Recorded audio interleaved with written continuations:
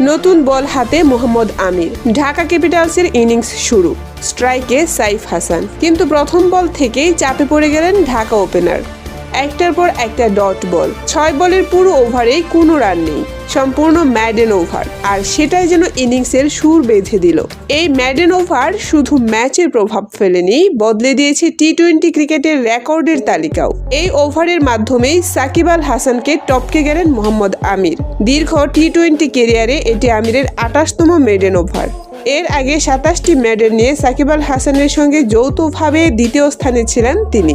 কিন্তু ঢাকার ইনিংসের প্রথম ওভারে মেডেন করে এককভাবে উঠে গেলেন দ্বিতীয় স্থানে।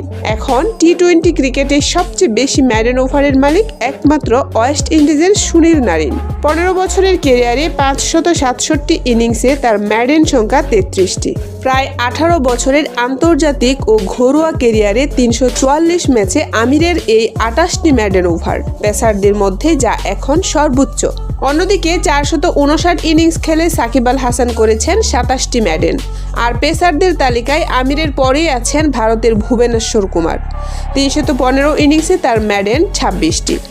একটি ওভারেই তৈরি হলো চাপ, বদলে গেল র্যাঙ্কিং, আর নতুন করে লেখা হলো টি-20 ইতিহাসের একটি অধ্যায়। মোহাম্মদ আমির নতুন বল হাতে এখনো যে কতটা ভয়ঙ্কর সেই প্রমাণ আবারও দিলেন সিলেটের মাঠে।